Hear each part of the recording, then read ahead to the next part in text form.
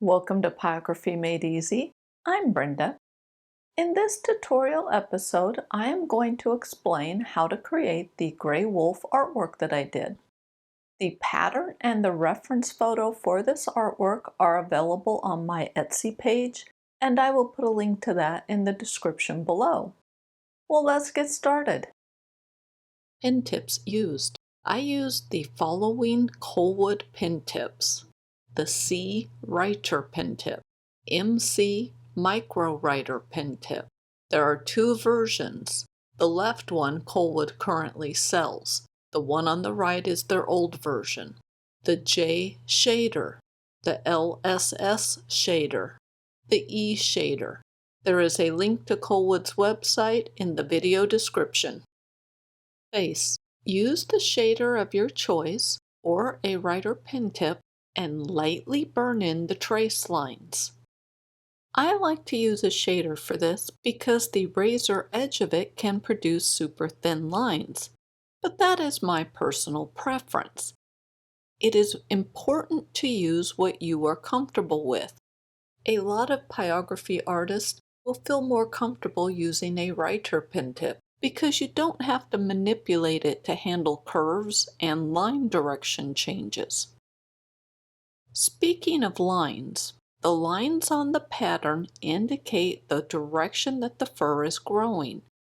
It is important to both trace and burn those lines in the same direction as indicated on the pattern. After the trace lines are burned in, then rub over the area with a pencil eraser to remove residual graphite. Next, use a writer pin tip and burn the pupils to a dark brown or black color.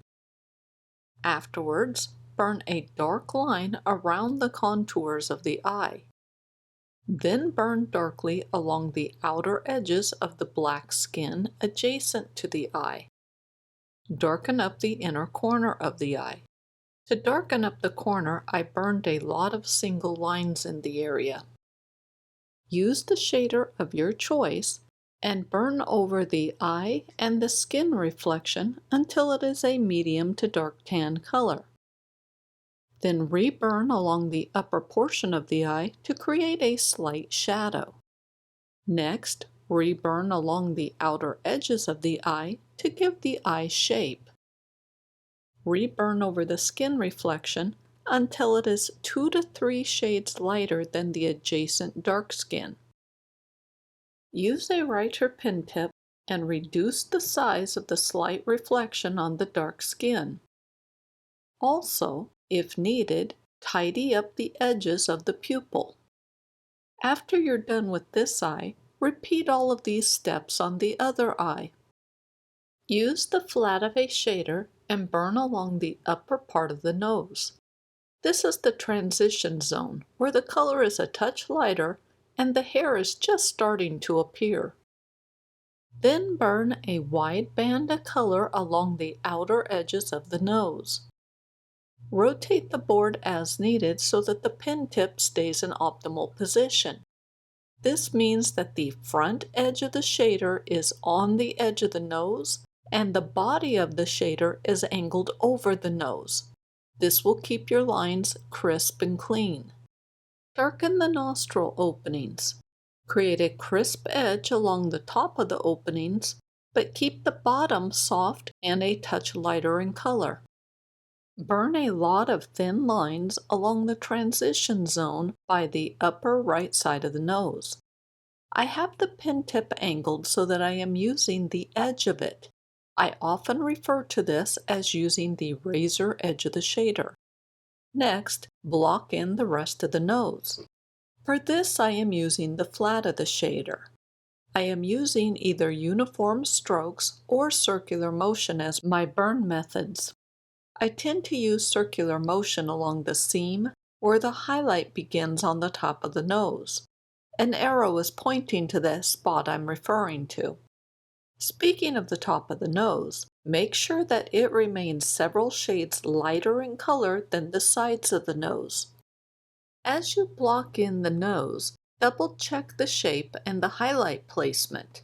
It is so much easier to make adjustments and fix problems while the color is still light in value. If you have watched any of my tutorials, you know that I like to build up the color slowly. The ability to fix mistakes easier is just one of the reasons.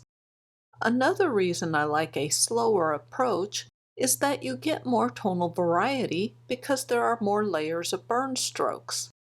Also, I think that a slower approach allows for the greatest control over how the final artwork will look. Leave a ring around the nostril openings that are several shades lighter than the adjacent skin. Also, leave a thin band along the tip of the nose paler than the adjacent skin. It is better to have the color on the paler side because we will be adding some texture. Here's how the nose looks at this point. Now switch to either a writer pen tip or a ball pen tip and use it to apply a layer of tiny dots over the nose. I only applied dots to the lighter areas on the nose. I didn't bother with the really dark areas on the nose. Also, I used the writer pen tip to reduce the size of the highlights around the nostril openings. I switched to a slightly larger pen tip to make it easier and quicker to fine-tune the shape of the highlights found on the nose. You could also use a shader pen tip for this. The last thing I did was add a few more thin lines along the transition zone. Burn a dark line along the outer edges of the skin. Rotate the board as needed to keep your pen tip in optimal position. Then start blocking in the lower lip. As you work, avoid burning around the small teeth.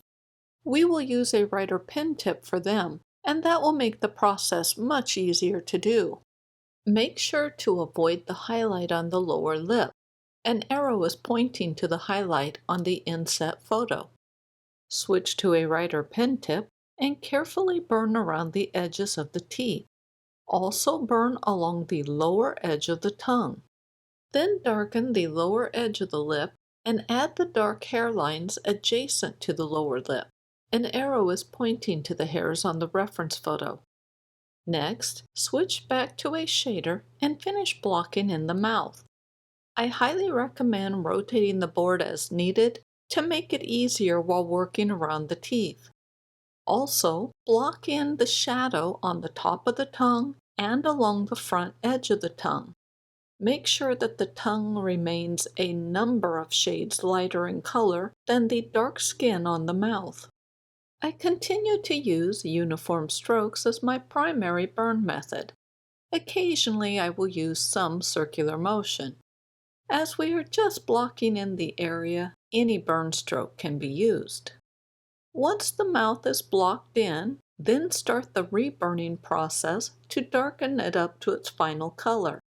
With the exception of the highlight on the lower lip, the lips and gums are a very dark brown to black color. The highlight should be a medium brown color, and I'll be burning it in soon.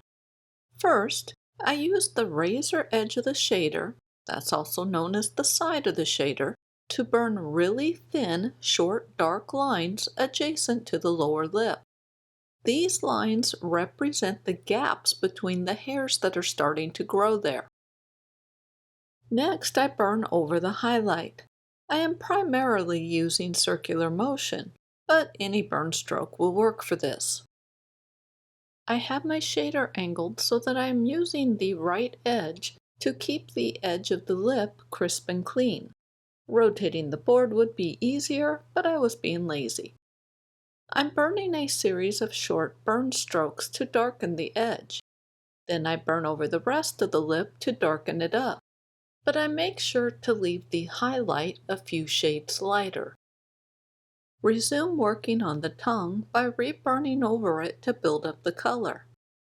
As you can see, I removed some of my burn marks around the small teeth. I had realized I had messed something up, and so I scraped away the color.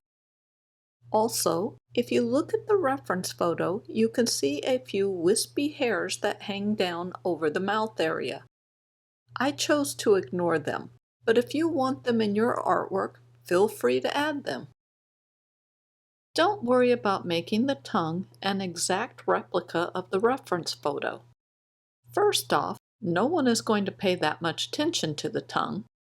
And secondly, no one is going to compare your artwork with the reference photo unless you ask them to. I've switched back to a writer pen tip to reburn around the small teeth that I had to fix. I show this to make you aware that we all make mistakes. Using a writer pen tip, apply a layer of tiny dots over the tongue. I want to mention that this isn't something you see on the reference photo.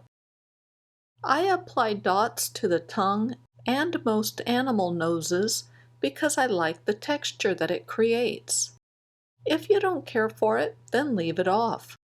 The wonderful thing about creating your own artwork is that you can customize it to your personal preferences. The canine teeth have a lot of yellowing on them. Since the lips and gums are so dark, the canine teeth can be burned to a medium to dark tan color, and they will still look white. The small teeth are very pale, but I still burned over them so that they were light tan in color. In hindsight, I should have made all of the teeth darker than what I did. That way they wouldn't stand out as much as they do. I wanted the eyes to be the focal point, but the mouth ended up being the focal point on my artwork because it has a very high contrast. I'm using the front edge of a shader to burn semi-thin lines on the fur below the nose. I burn the lines in a zigzag motion that is shaped more like a bolt of lightning versus the zigzag sewing machine stitch. As I work my way along the bottom of the muzzle, I let the color get lighter in value the further from the nose I get. I do this by increasing my hand speed versus adjusting the heat. Next, I use a writer pen tip and burn short, dark lines to further darken the fur under the nose, and to give it more texture. I also added some light-colored blotches along the sides of the muzzle to indicate where the whiskers are located. Lastly, I switched back to a shader and added a light layer of fur to the entire front muzzle area. I made the color slightly darker along the bottom edge of the muzzle. Then I added a few more irregular shaped blotches on the muzzle, and I was done with the front of it. Now we are going to burn in the fur on top of the muzzle and between the eyes. For this, I use the razor edge of the shader and burn zigzag strokes. The zigzags are shaped more like bolts of lightning versus a zigzag sewing stitch. Because the edge of the shader is so thin, it is important to use a light hand pressure when using it. Otherwise, the pen tip will start digging down into the wood surface, and that makes it difficult to create the burn stroke. If you are not comfortable with the zigzag burn stroke, just burn a bunch of single lines instead. You don't have to use a shader pen tip for this either. Some artists like to use a writer pen tip. Others like to use wire nibs similar to the one shown on the inset photo. Every artist has their personal preference based on what feels most comfortable for them. If you are fairly new to pyrography, then test out different pen tips and burn strokes to see what works best for you. Regardless of whether you burn zigzags or single lines, make sure to vary where you start each burn stroke. Also, vary how long the burn strokes are.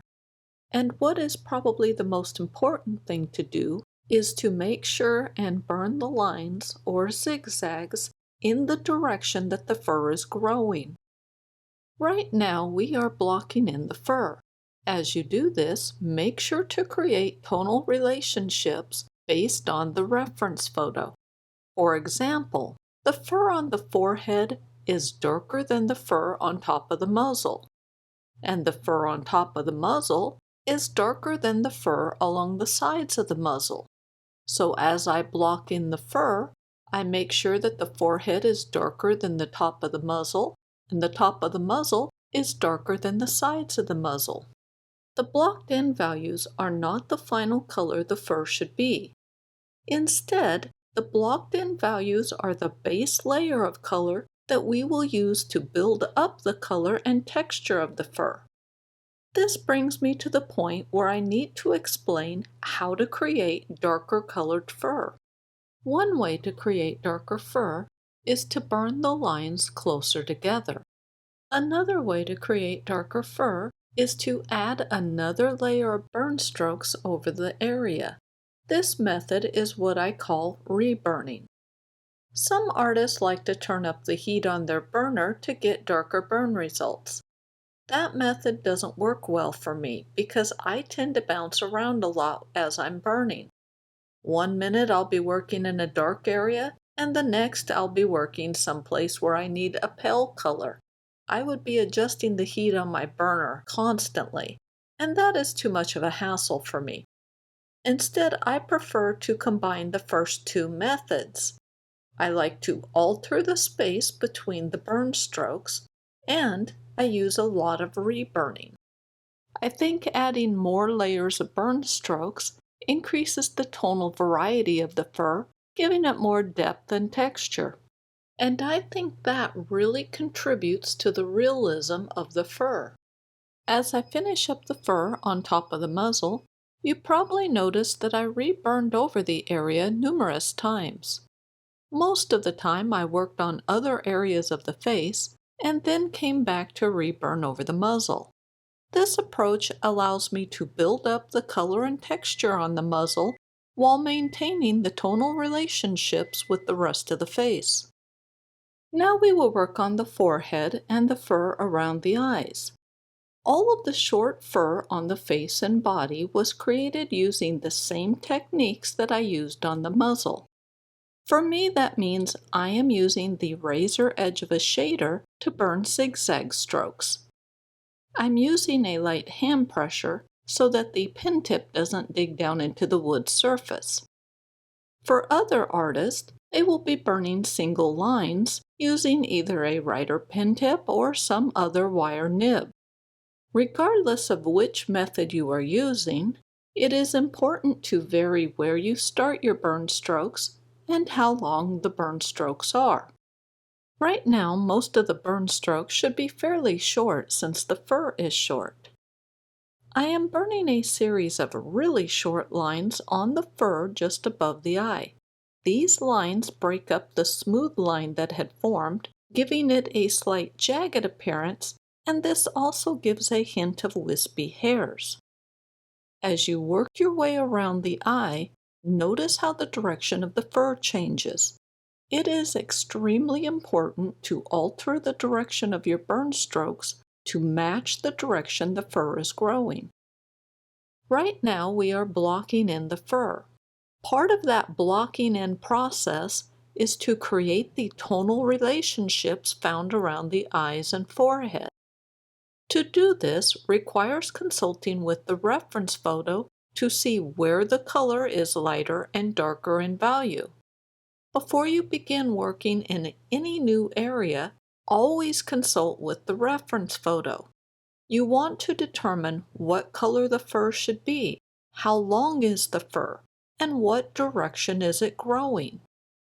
Never leave your pen tip in contact with the board when you are consulting with the reference photo. Always lift the pen tip up and away from the surface. When the pen tip is in contact with the board, the pen tip should be moving. Otherwise, you will end up with dark blotches that you probably don't want on your artwork. I am burning really short, dark lines in the fur to help create the texture found on the reference photo. This is nothing more than stippling, which is the process of burning tiny dots. Since I'm using a shader pen tip, I end up with really short lines instead of dots. The fur on the forehead is slightly longer than the fur on the muzzle, so the burn strokes need to be a touch longer too. Also, the fur is darker, but it has little flecks of white. As you burn in the layers of zigzags and/or single lines, make sure to leave little gaps here and there. Those little gaps represent the white hairs we are seeing. I mentioned before that you should always check with the reference photo often. It is something that I do, and it is something I consider essential for creating realistic artwork. This triangular patch of fur above the eyes is paler than the adjacent fur. As I burn in the area, I leave a lot of gaps between my burn strokes. This makes the fur look paler in color. The fur above it is darker, so I reduce the gaps between my burn strokes. This gives me a darker result. Another thing that will contribute to the color is that the darker fur will get more layers of burn strokes than the lighter fur will. Back to the subject of blocking in. When I block in any artwork, I prefer to start with the darker areas first. These areas are going to require more layers of burn strokes. And I find that the darker areas give shape to the artwork quicker. Plus, they make it easier to match up shapes with the reference photo. The fur around the eyes and on the forehead has been blocked in. Now it is time for the reburning process. This means I add layers of burn strokes to build up the color and texture of the fur. Generally speaking, I add 4 to 8 layers of zigzags and/or single lines when I create animal fur. Obviously, the darker fur gets more layers than lighter colored fur does.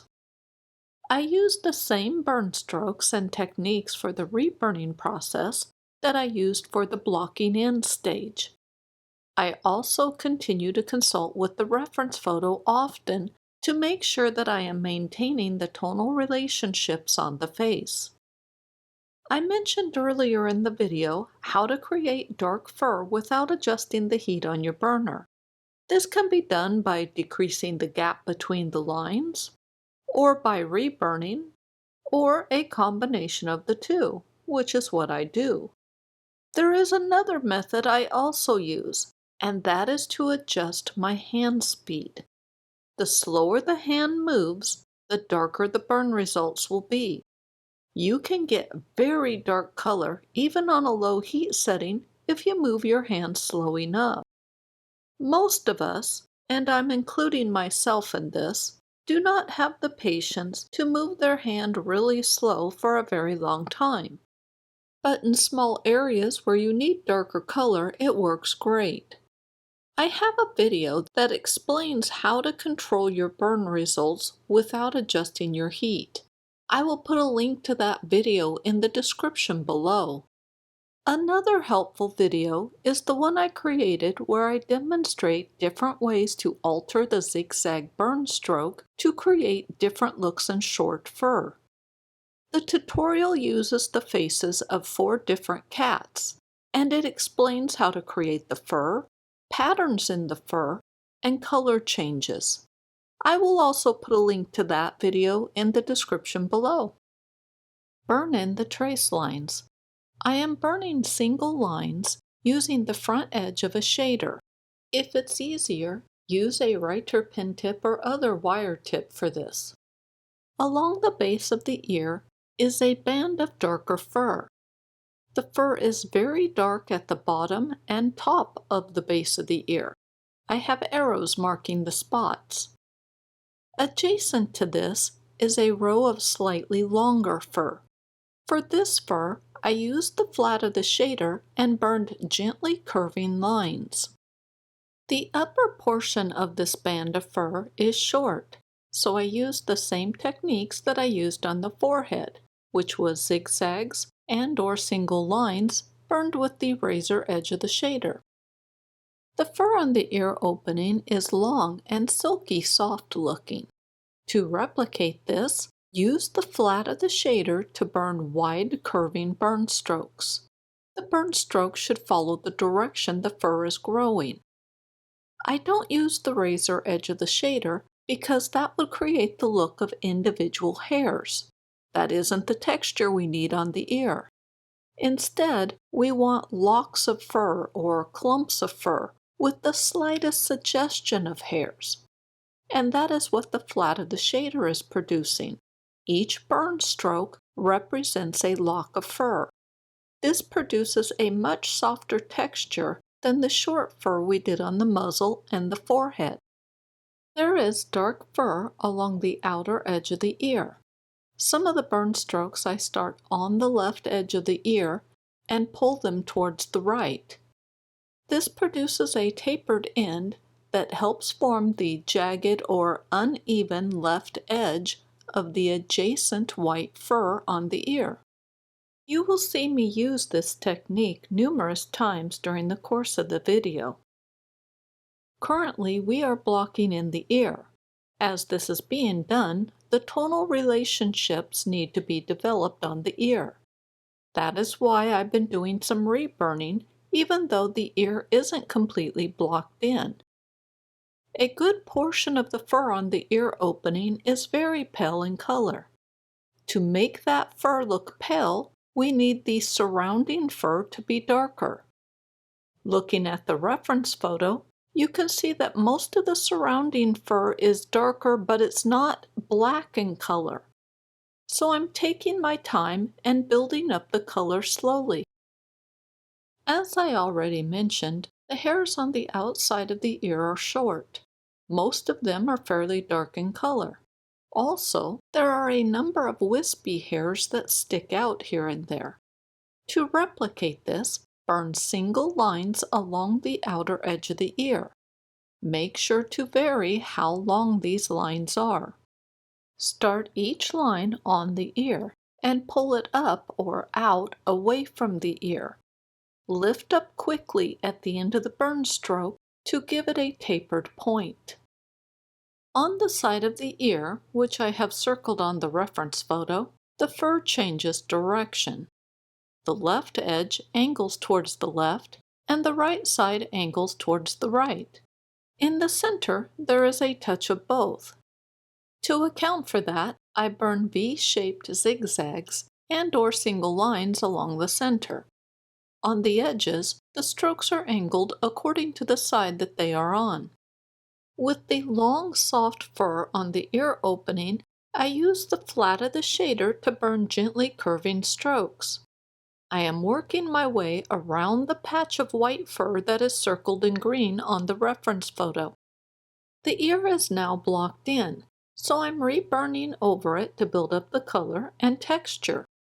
I use the same burn strokes for the reburning process that I used for the blocking in stage.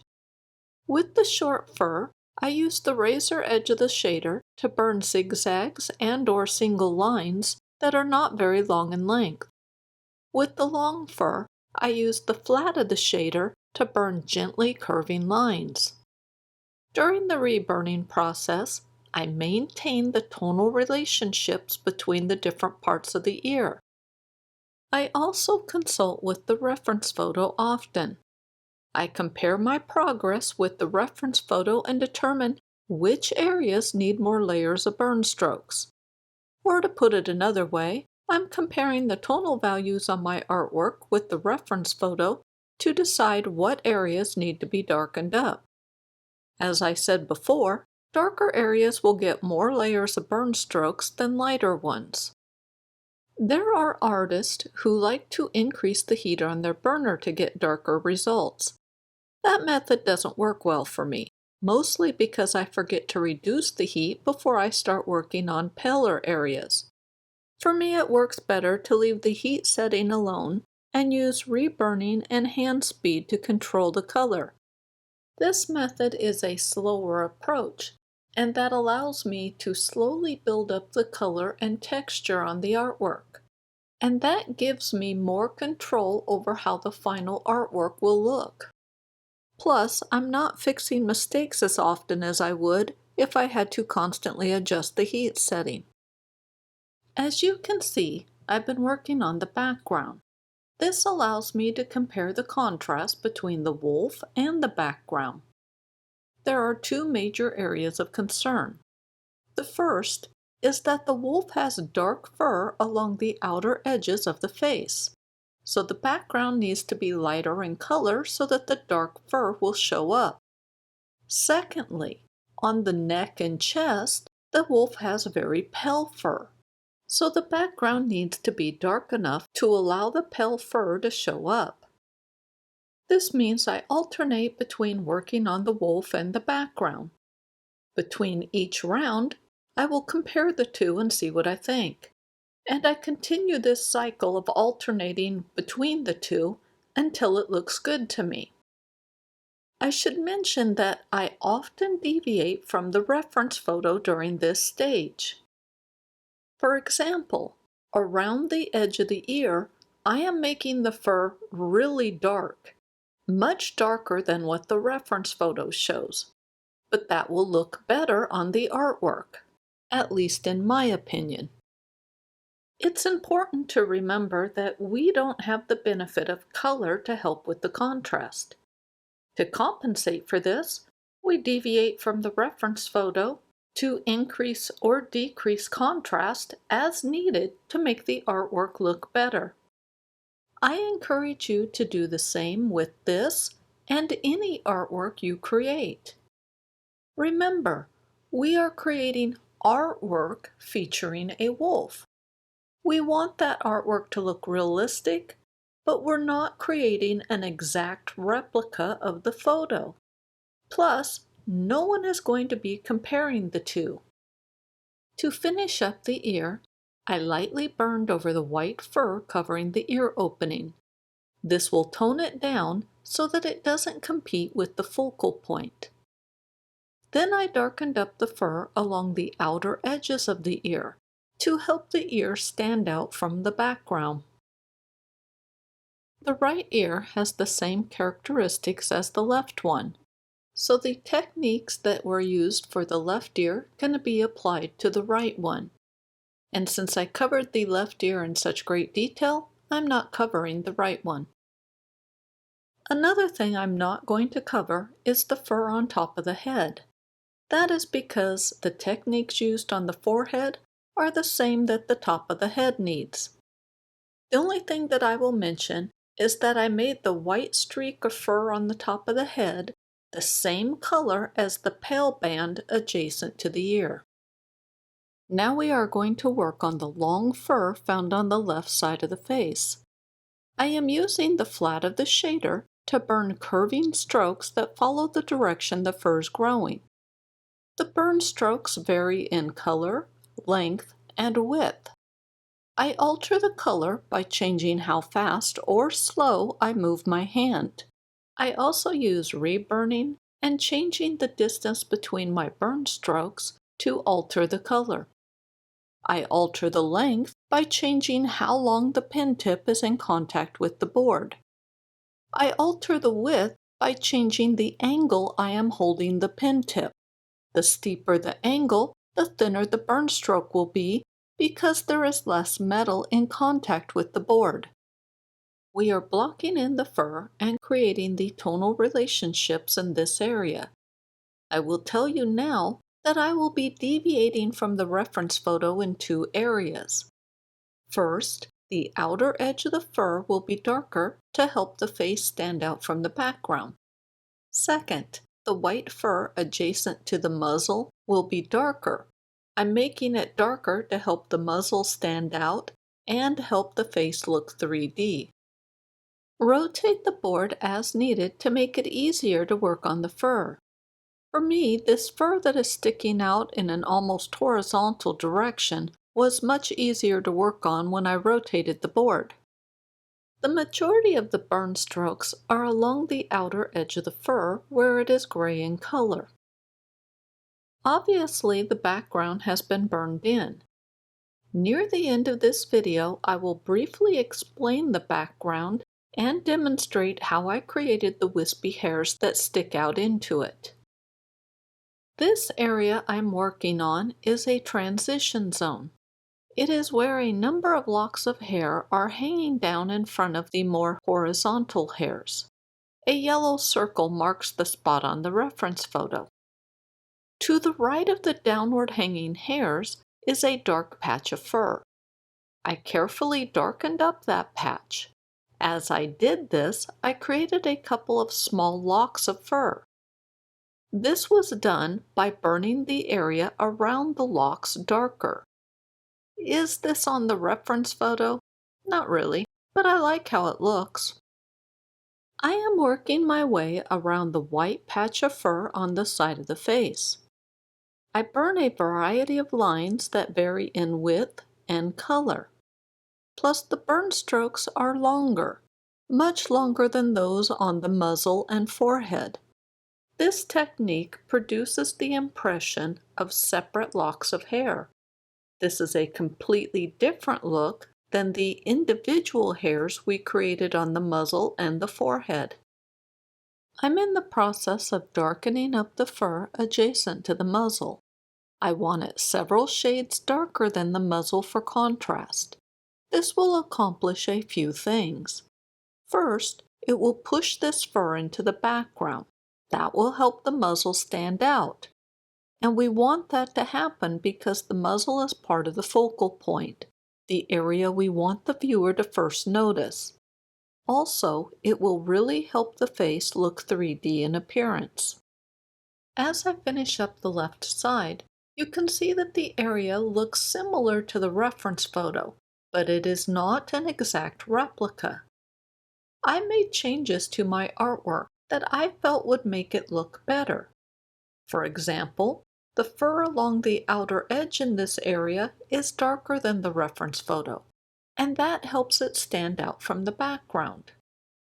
Also, the fur adjacent to the muzzle is darker than the reference photo, and that helps the muzzle stand out and give the face a 3D appearance.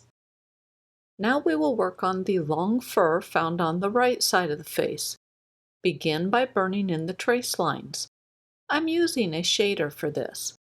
The burn strokes start at the bottom of the lines and get pulled up towards the eyes. Make sure to follow the curve of the line. Use the flat of the shader and burn thick tan-colored burn strokes that curve gently downward. Start the stroke just under the jaw. Stop the stroke about a half an inch or so from the jaw.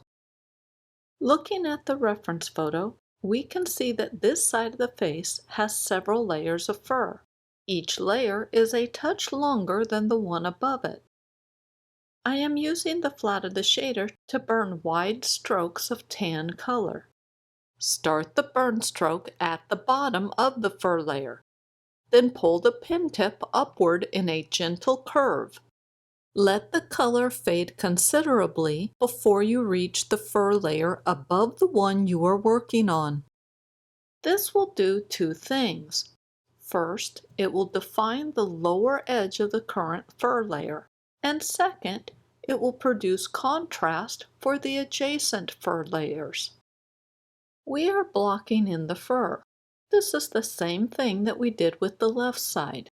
In fact, the techniques used on the left side apply to the right, so vary the burn stroke width, length, and color. My goal with the right side is to create artwork that looks like a wolf. It is not my goal to create an exact replica of the reference photo. I use the reference photo as a guideline to help me with the shape and color of the features.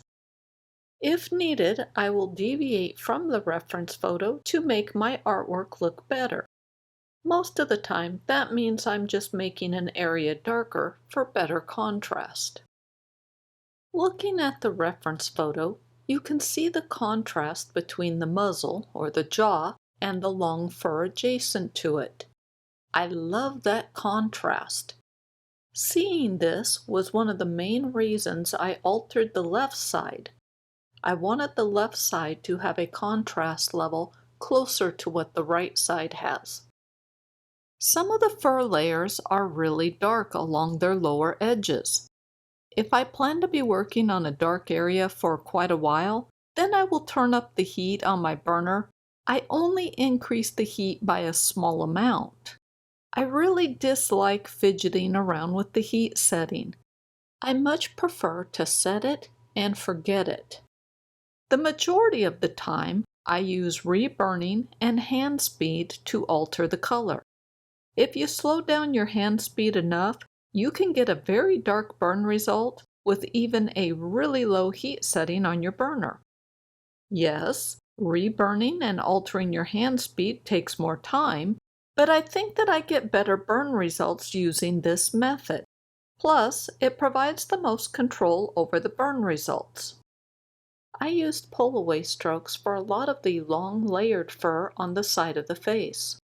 Pull-away strokes start darker than they end. The stroke is always started on the darkest area and pulled towards the lighter area. I used a lot of pull-away strokes along the bottom of the fur layers. Here's how my artwork looks so far. It's okay, but I want the face, which is the focal point, to stand out more. I could blur the body, which I don't care for, or I could increase the contrast between the face and the body. I like this. So now it is time to do more reburning. The reburning process uses the same burn strokes and techniques that the blocking in process did. For this long layered fur, I use a lot of pull-away strokes that are burned along the lower edge of the fur. The strokes get pulled up towards the eyes, following the curve that the fur is growing in. Make sure to vary the length, color, and width of the burn strokes. We want variety because each burn stroke represents a lock of fur. A lock of fur contains many individual hairs. The wider the lock, the more individual hairs it contains. Altering the length is a simple process of changing how long you keep the pin tip in contact with the board. Short burn strokes happen because the pin tip is not in contact with the board very long. Altering the color is controlled by how fast or slow you move your hand. The slower you move your hand, the darker the resulting burn stroke will be. Altering the width of a burn stroke is done by changing the angle that you hold the pin tip. The steeper the angle, the thinner the burn stroke. That is because there is less metal in contact with the board. Upper neck. To the right of the face is a section of semi-long, scruffy-looking fur. The fur has numerous clumps or locks on it that head off in slightly different directions. Begin by blocking in the fur. I recommend burning over the darker areas first because those will give the area shape quicker. I am using the flat of the shader to burn wide tan strokes of color over the pattern lines. The pattern lines were drawn in the direction the fur is growing. I want to emphasize that this area is not part of the focal point. So try not to get stressed out and don't try to replicate everything on the reference photo. All that is needed is to create the impression of longer hair. It doesn't need to be perfect. Most of the fur is light to medium gray in color, with a few patches of darker gray. We will be burning the area to tan and brown colors. I'm going to make my artwork darker than what the reference photo shows. The reason is to help push that area further into the background. Currently, I am working along the outer edge of the neck fur. I have an arrow pointing to the area. This fur is dark, and the ends of the neck fur overlap onto this area. As I burn in this dark band of fur, I am creating the tapered ends of the clumps or locks of neck fur. I do this by burning around the spot that I want a tapered end to be. And I use that same process to create clumps or locks of fur on the neck. The only difference is that I'm burning the neck fur a lighter color. After I get some locks of fur defined, then I start burning over the rest of the fur. As I do this, I incorporate a lot of tonal variety into my burn strokes.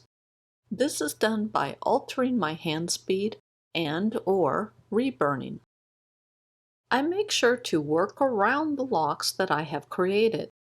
When I burn over a lock, I make sure that the adjacent fur remains darker. That way the lock is still visible. The higher the contrast between a lock of fur and the adjacent fur makes the lock look more elevated. To put that another way, the darker the fur is adjacent to a lock, the more that lock will seem to stick out above the adjacent fur. Again, I want to emphasize that your artwork does not need to be an exact replica of the photo. Make as many or as few locks of fur and tapered ends as you like. Creating locks of fur and tapered ends is something that I enjoy doing, so I tend to create more of them than what the reference photo shows. Along the bottom of the long scruffy neck fur, I am burning a series of long thin lines. Most of the lines have a gentle curve that angles towards the right, but there are several that are straight and a few that angle towards the left. These lines form the foundation for the scraggly ends on the long neck fur. Near the halfway mark on the neck fur, we see it becoming more scraggly looking as it thins out. So I am filling the area with the long lines. These vary in thickness, and most of them are angled towards the right. I will admit that I wasn't 100% sure how to create this texture, so I did some experimenting in the area. Notice that I kept the burn strokes light in color. That way, if things turned out too awfully, I could sand over the area and start over. Using this pen tip was part of my experimentation. I created this artwork in 2019, and I had recently purchased this pen tip. I decided to test it out in areas that didn't matter. The big difference between this and my previous shader is the size. This one is much larger. I discovered I was starting to obliterate the locks of fur I had created, so I switched back to my smaller shader because it was easier for me to control and use in this area. The upper neck fur has been blocked in, so now it's time for the reburning process. Mostly this means darkening up the area, but I also want to restore some of the texture I lost while experimenting with that larger pen tip. As I reburn over the fur, I continually think about contrast. For example, the right side of the face will have very dark fur along its edge. I want the adjacent neck fur to be lighter in color so that the face stands out more. On the flip side, I don't want the neck fur to be too light in color because that would create too much contrast. If you have an area of high contrast near your focal point, which for me is the face, it could compete with the focal point, drawing the viewer's attention away. I also know I want the upper edge of the neck fur to be really dark so that it will stand out from the background. Another area of consideration is the right edge of the neck fur. The adjacent body fur is very dark.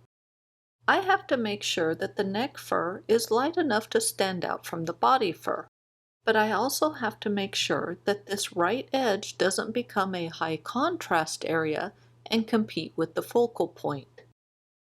The majority of the burn strokes I am doing are just single lines. The lines vary in color, length, and width. The width or thickness of a line is controlled by the angle you hold the pen tip. The steeper the angle, the thinner the line. Using the flat of the shader so that the majority of the pen tip is in contact with the board produces a very thick or wide burn stroke. Occasionally, I burn some very rapid zigzag strokes. I use a super light hand pressure when I do this. I am moving my hand so fast that there are small gaps in the burn strokes. This creates irregular color that I think adds to the texture in the area. Throat. I'm only going to explain a few things on the throat: the part, long hairs, and choppy layers. Let's start with the part. The center of the part is darker than the outer edges of the fur. To replicate this, burn pull-away strokes along the center of the part. Start each stroke on the center and pull it out following the curve of the fur. The fur to the left of the part curves towards the left. The fur to the right of the part curves towards the right. It is very important your burn strokes match that. The part does not have a straight line, so slightly vary where you start your pull-away strokes. I am primarily using the flat of the shader, so my burn strokes are fairly wide. The length of the fur in this area is not uniform, so vary how long the burn strokes are. There are gaps in the fur where the underlying fur shows through. The underlying fur is a little darker. To replicate this, burn pull-away strokes that start a ways below the part. Then pull the burn stroke up towards the part. Make sure to follow the curve of the fur. Vary where you start and stop the burn strokes. Also vary the color of the burn strokes. Because of the viewing angle, the right side of the part looks different than the left. The fur looks shorter, but I think we're seeing the ends of the fur. To me, it looks like rows of short fur stacked on top of each other. My burn strokes are much shorter on the right side. I'm also burning some of the adjacent fur to the part to help the edges of the part stand out. The best advice I can give you is to take your time. Rushing through it is not going to make it look any better. Also, use a light hand pressure. You will get more consistent burn results that way. And lastly, remember that no one is going to be paying much attention to the neck, especially a small part in the fur on the neck. So do your best and try not to worry too much about it. I am burning very thin lines on the right side of the part. Some of the lines are horizontal and others are vertical. The horizontal lines are done to create divisions between these stacks of short fur. The vertical lines give texture to each row of fur in the stack. The part is blocked in, so now I'm adding a couple of darker pull-away strokes to it. These darker burn strokes make the part appear deeper. I'm also burning over the pale areas to darken them up a little. I do this to ensure that the face has the palest fur on the wolf. As I finish up the part in the fur, you can see that I made my artwork darker than what the reference photo shows. Also, my artwork is not an exact replica of the photo. The last thing that I am doing is adding really short burn strokes to the right side of the part. This helps darken it up and give a bit more texture to the area. The long fur under the lips is framed with slightly darker fur. As I burn in the trace lines, I am actually burning in the darker fur. The fur in this area is made up of numerous long locks. The locks vary in length and width, so make sure to vary how wide and long your burn strokes are. Also, the locks have slight variation in color, but the color difference is not extreme, so don't get carried away with that. I highly recommend burning at a low heat and building up the color and texture slowly. This will make it easier to control the burn results. It will also help prevent dark blotches and other mishaps from occurring. All of the long fur is slightly darker at the top of it, the exception being the very top layer of long fur that is found right under the lip. Creating an area filled with long fur requires burning in the slight shadows along the top of the fur. It also requires burning in the shadows below the fur. I primarily use pull-away strokes to burn in both areas. Along the top, I burn the pull-away strokes where the fur begins. I pull the pin tip down towards the bottom of the fur. I make sure to follow the direction the fur is laying. Along the bottom, I burn the pull-away strokes in the opposite direction. These burn strokes start in the shadows below the fur and get pulled up towards the top, again following the direction the fur grows. As you work your way down the assorted layers of fur, the shadows along the top of one layer will also be the shadows along the bottom of the layer above it. When this happens, I burn pull-away strokes in both directions. I actually prefer to burn pull-away strokes by pulling the pin tip down towards myself. The reason is that this direction is easier to achieve more consistent results, mostly because it's easier to keep a constant hand pressure. Now we are going to work on the choppy neck fur. My artwork is below the reference photo. Comparing the two, you can see that my artwork doesn't really resemble the reference photo. I was obviously having fun creating texture. Whether or not you want to do the same is your choice, but I will explain what I did. I start out blocking in the area. I concentrate on the darker fur and/or slightly shadowed areas. You can use any shader you like.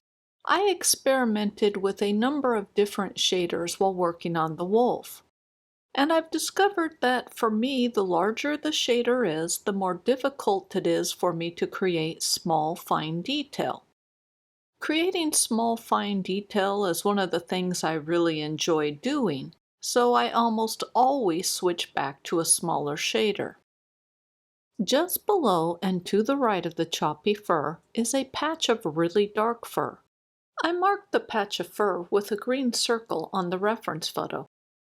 I am working on creating that dark fur and the tapered locks of fur that stick out over into the area. I create a tapered lock of fur by burning around the area that I want the tapered lock of fur to be. This is the same process that I used on the right side of the upper neck. Once the area is blocked in, then it is time for the reburning process. During the reburning process, I darken the fur and give it more texture. I burn a lot of pull-away strokes. The pull-away strokes start at the top of a shadowed area and get pulled downward. The length, width, and color of the burn strokes varies. Each burn stroke represents a group of hairs. The wider the burn stroke, the more hairs it represents. If it is easier, you can think of what I'm doing as creating numerous locks of fur with tapered ends. Each lock is darker at the top and the color gets lighter as you near the tapered end of it. To make a lock stand out requires burning the adjacent fur darker than the lock. This is similar to creating the long throat fur.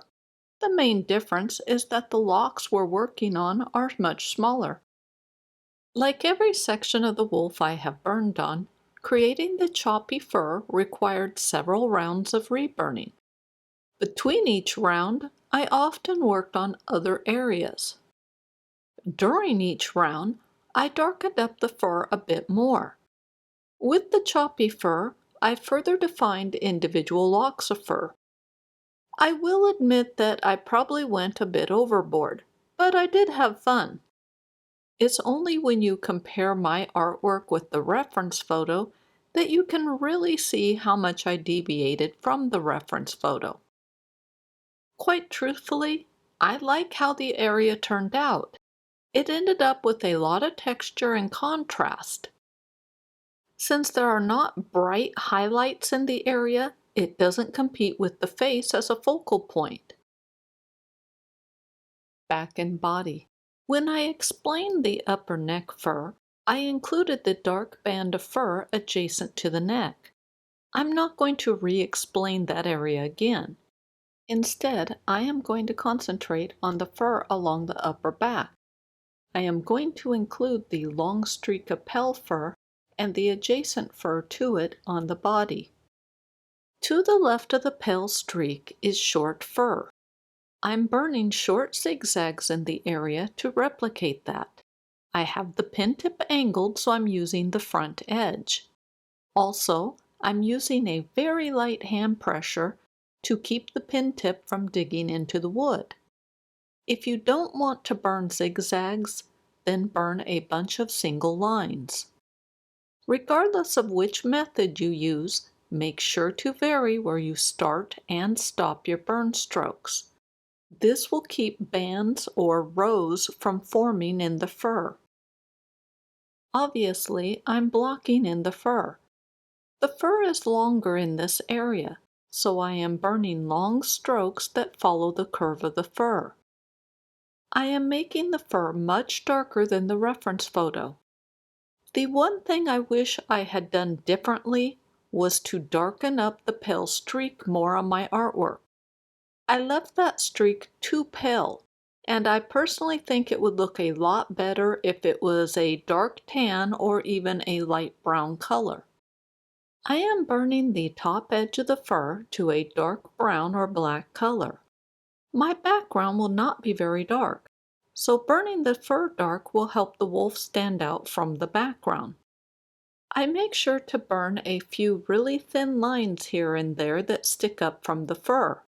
This will create the look of wispy hairs sticking out here and there. There is a band of really dark fur surrounding this patch of pale fur. I circled the area on the reference photo. As I burn in the dark band of fur, I keep the edges of the band jagged. We don't want a straight line forming because that would make the fur look too smooth. Plus, it wouldn't look very realistic. The wispy hairs, locks of fur, and tapered ends of locks that I create in the fur is randomly formed. That means I'm not trying to replicate every detail on the reference photo. Instead, I let the randomness of the burn strokes create most of the texture. For example, as I begin to fill in an area with burn strokes, I will start seeing shapes, things like locks of fur. Then I will add burn strokes to give better definition to those shapes. I do consult with the reference photo to determine the general color and length of the fur, but I don't worry about replicating every little feature on the reference photo. And this is especially true on the body. The wolf is not someone's pet, so no one is going to be familiar with the wolf's markings. As long as you get the basics of the body in place, it is going to look good. I'm experimenting around with a different shader. Keep in mind, any shader will work. I am burning zigzag strokes both on the long pale streak and the fur to the right of it. On the pale streak, the fur hangs down and angles slightly towards the right. Also, the fur is fairly long. To the right of the pale streak, the fur changes directions, becoming horizontal. Plus, it transitions into much shorter fur than what is found on the pale streak. When I work on the fur to the right, I reduce the length of my burn strokes. This produces a shorter zigzag, and that produces a shorter looking fur texture. And again, I will remind you that if you don't want to burn zigzags, burn single lines. The fur is blocked in, so now it is time for the reburning process. I reburn over the fur using the same burn strokes. My goal is to darken the fur and further define the texture of the fur. I also work on the transitions from long to short fur. The fur to the left of the pale streak is very short, and it overlaps onto the left edge of the pale streak. The fur to the right of the pale streak is longer than that to the left of it, Long locks of fur from the pale streak overlap onto the fur to the right of it. Each area requires a different length of burn stroke. To the left, I use a really short burn stroke. On the pale fur, I use a much longer burn stroke. And to the right, I use a medium length burn stroke. Don't rush yourself as you're burning in this area. Slowly work and rework over the area and build up the color and texture of the fur. I mentioned before that during the reburning process, I darken up the fur and further define textures. One of the textures I add are short random lines here and there. These lines vary in color and help break up the fur. They make the fur in the artwork look more complex than it is. Another texture I work on is creating locks of fur. Along the right edge of the pale streak, I create tapered locks of fur that stick out onto the fur to the right of it. I also further define existing locks of fur. When I create a lock of fur, I try to burn lines along the edges that have slight curves, bends, and wiggles. These lines create the outer edges or the boundaries of the lock. It forms the lock shape. Adding curves and such to the lines makes the locks more interesting to look at, and it adds randomness to the fur. Both of these things help increase the realism of the artwork. Sometimes I will use the flat of a shader and burn over an area using uniform strokes. The burn strokes are never very dark. Instead, they are in the medium tan range. Their purpose is to slightly darken a lock of fur. Since I'm using the flat of the shader, I end up darkening all of the locks in the small area I'm burning. Shoulder. The fur on the shoulder is a little longer than the really short fur that's found on the muzzle. Also, this fur is pale in color and has short streaks of gray in it. These observations tell me that I could use a zigzag burn stroke or single lines to replicate the fur texture, and I need to leave gaps between the lines on the zigzags. This will keep the fur from getting too dark. I begin by burning zigzags over the area to give it a base layer of texture. I am using a large shader, but that's not a requirement. If you use a smaller shader, just increase the size of your burn strokes. Also, if you prefer, burn single lines instead of zigzags. Regardless of whether you are burning zigzags, single lines, or a combination of both, make sure to burn them in the direction the fur is growing. After I burned a base layer of zigzags over the area, I added another layer to the area. This was done to darken the fur a little. During this reburn, I added a few really thin lines here and there. The lines vary in length and are a couple of shades darker than the adjacent fur. These were added to help create those gray streaks and the color variations seen on the reference photo. Next, I switched to a smaller shader and I added one last layer of fur texture over the area. During this final reburn, I included a lot more of the darker thin lines. I switched to the smaller shader because it is much easier for me to create short thin lines. Plus, I find it easier to access the razor edge or the side of the shader. I like to use the razor edge of the shader because it creates really thin burn strokes. The front of the shoulder has long fur that starts the transition to the long neck and chest fur. I begin by burning in the shadows behind the long fur. I burn a series of single lines and zigzags that start in the shadows and end in the long fur. This creates the wispy hairs and tapered locks of fur that are found along the outer edge of the long fur. I also burn a number of thin pale lines in the long fur. These lines follow the curve of the fur. Their purpose is to break up the fur and start to give it shape. Because this fur is very light in color, I keep the burn strokes in the tan range. I burn the shadowed fur behind the long fur several shades darker. I alternate burning between the two as I block in the area. I will end up burning the area darker than what the reference photo shows. This is done to help counteract the aging of the wood and the resulting fading of the artwork. Currently, I am not aware of anything that will stop this from happening. The best that can be done is to slow it down.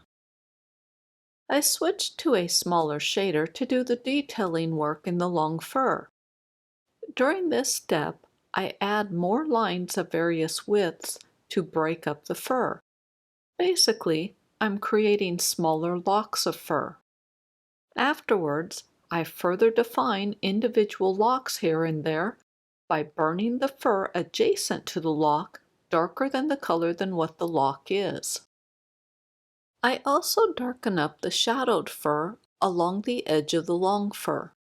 This is done to help push the shadowed area further into the background and help the long fur stand out more.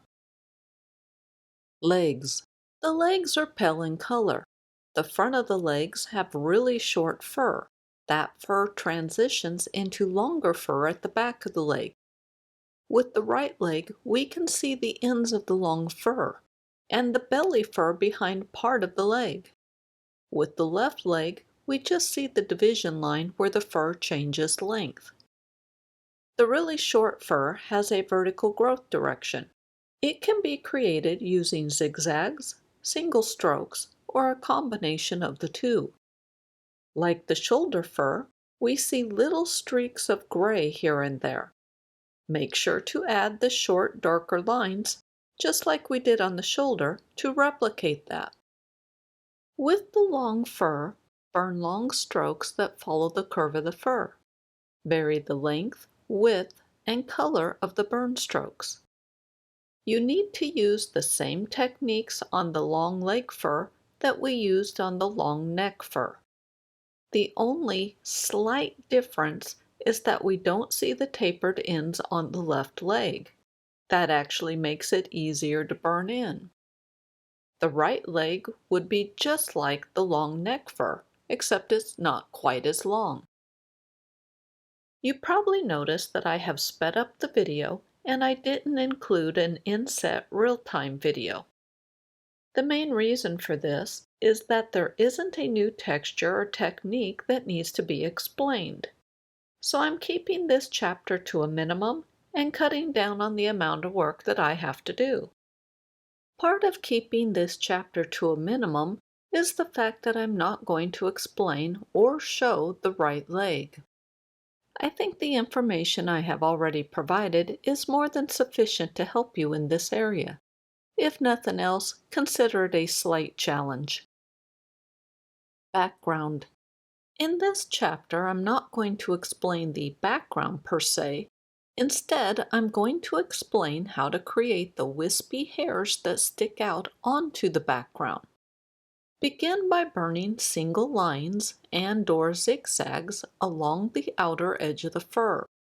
Start the lines on the background and extend them into the fur.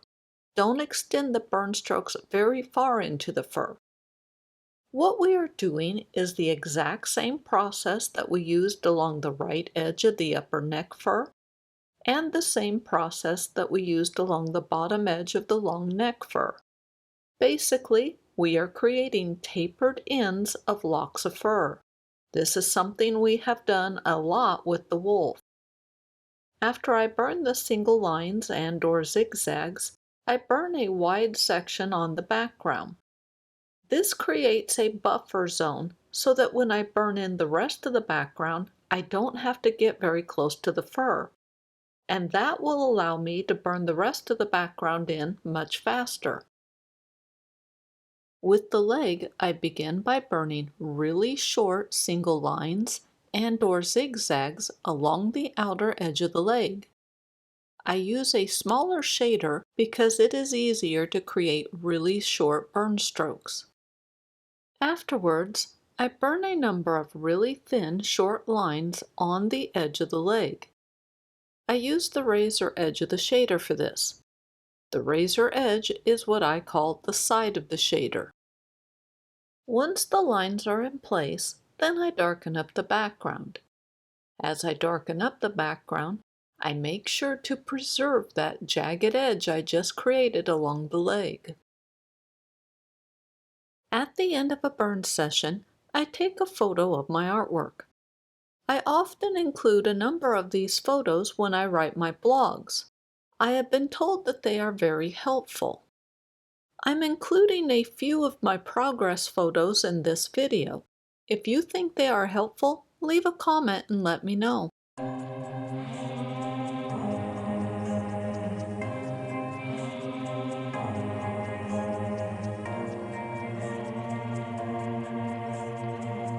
In the distance, in the dark of the night,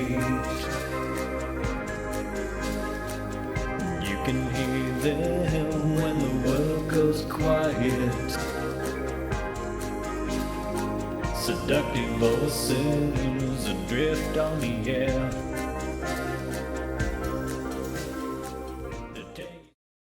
Well, that is it for this video. I hope you found the information helpful. As I said before, the pattern and the reference photo are available on my Etsy page, and I will put a link to that in the video description. Also, on my website, Pyrography Made Easy, I have a lot of free patterns and written tutorials, and I will put a link to my website in the video description. The wolf was burned on a piece of basswood that measured 9 by 12 inches, and it took me 15.5 hours to do. Well, thank you so much for watching my video, and I will see you soon.